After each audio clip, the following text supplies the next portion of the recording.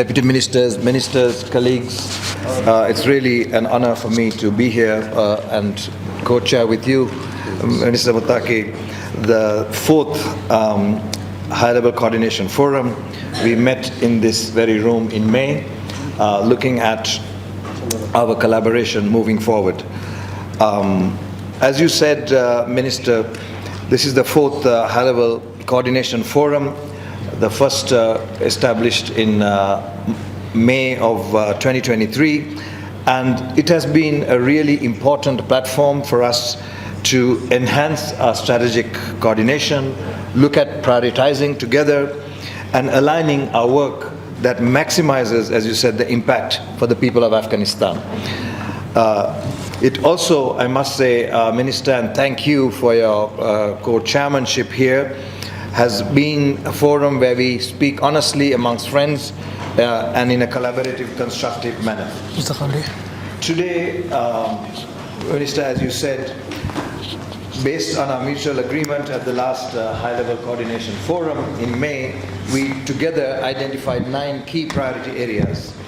And this also is very much linked to the national development priorities developed by the Ministry of Economy, and also linked with the UN strategic framework for Afghanistan and the humanitarian priorities.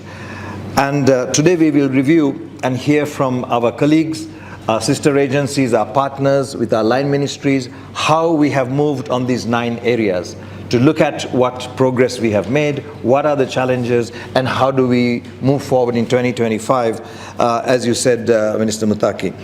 And I think there is a lot of work that's been done, and we can be quite proud of the achievements we have achieved together.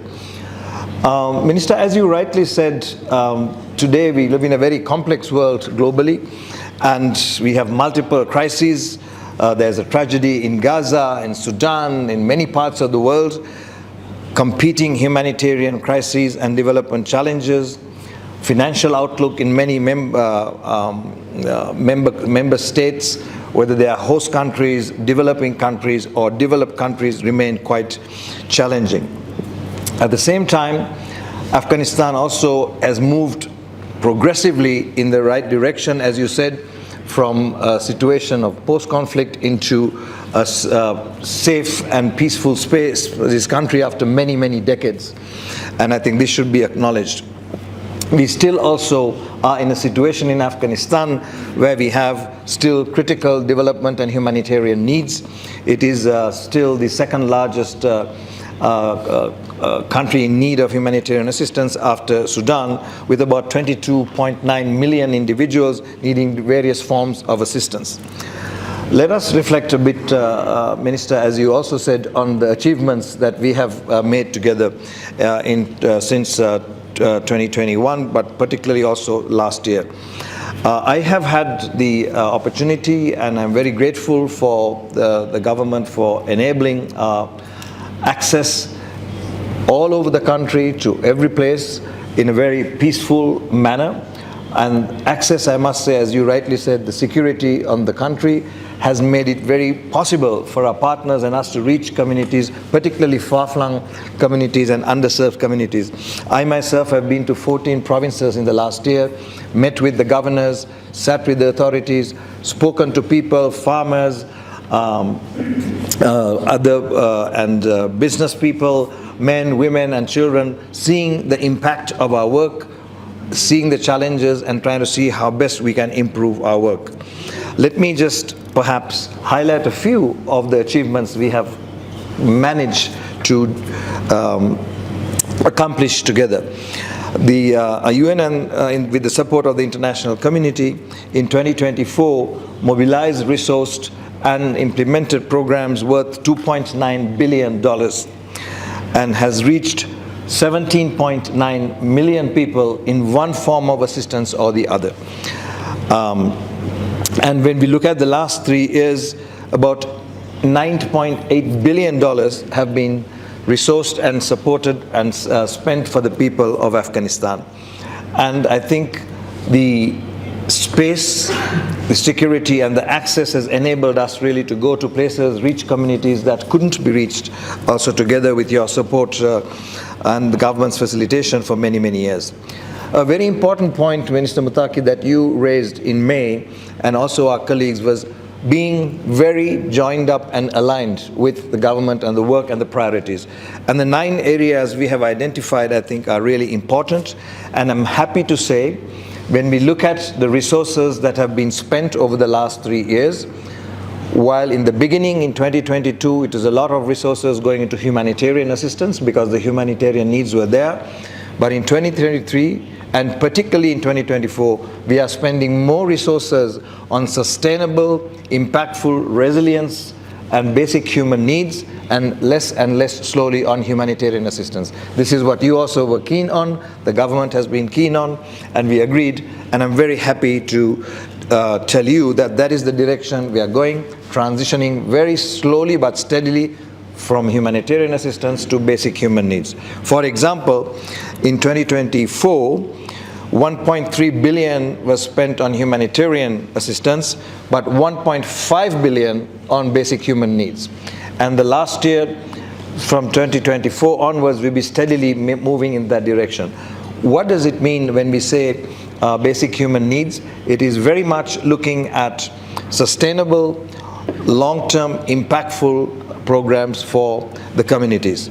For example, if you look at food security, while in 2022, 2021, much of the food assistance was providing food, as in wheat and food directly, now more and more money is going into food systems, which is fertilizer, certified seeds, irrigation canals that increase food production and lessen food insecurity. So this is exactly how we are trying to go together, and I've just brought up the example of food security because in collaboration with the Ministry of Agriculture, for the first time in 2024, the highest number of certified seeds certified by the Ministry of Agriculture was produced in 2024. I was sitting with the seed production for companies and talking with FAO and others, and they were saying we have overproduced certified seeds, so it's good because the seeds alone quadruple the yield per jarib as opposed to non-certified seeds.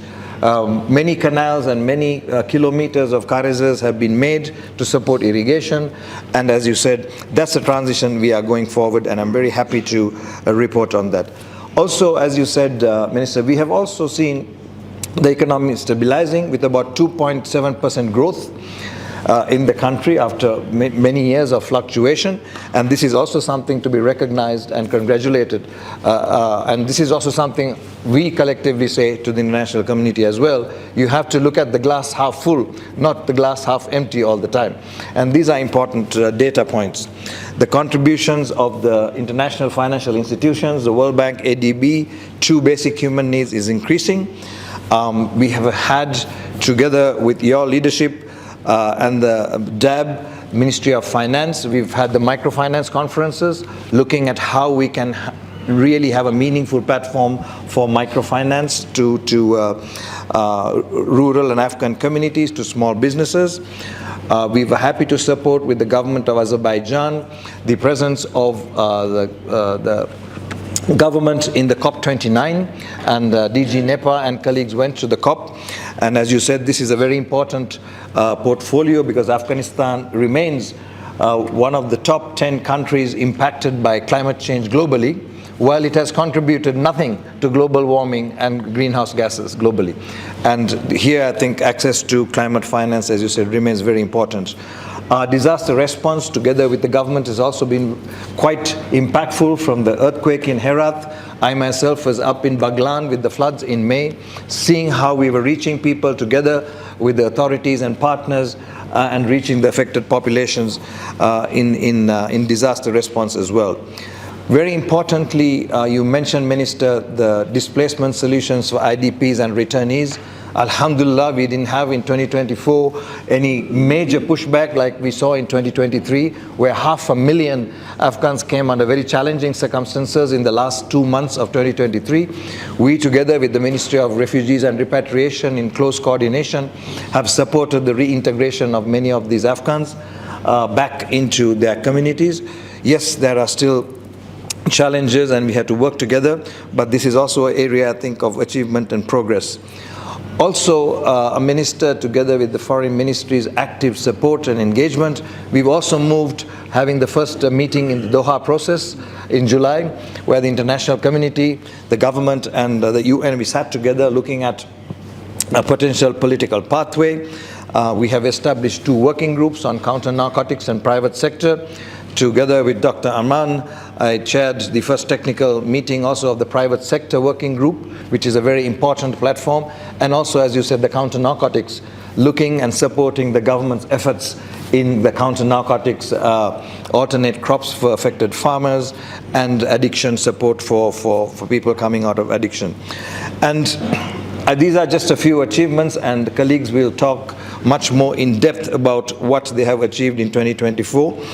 But permit me to also reiterate that we have done this together in a very principled manner, with integrity, focusing on the impact, as you said, seeing how does this work, how do the programs impact the people, and what are the changes it makes in the lives of Afghans.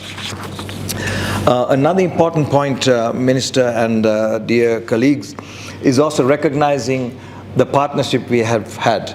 The collaboration with the government at district level, at provincial level, of course also at Kabul level, has been good, and we've been working together, and I thank you all for that connectivity. We have to continue to move there and strengthen that partnership. But in particularly also I want to recognize and thank the partners, the NGO partners and the international NGOs and others who've been a rock of solid delivery and recognizing their work they have done for the people of Afghanistan, and again to ensure that we keep that space and support that space and are able to create the conditions that they can continue to deliver and support the people of Afghanistan. A very important point here, and seeking your support, ministers, as well, to enabling and creating that space for our INGO and national NGO colleagues who are doing an amazing job on the front lines delivering basic human needs and humanitarian assistance. Permit me also, Minister, just also while recognizing the work done, the collaboration and the partnership and the achievements, also to highlight a few pain points and challenges we have to work together and find solutions for.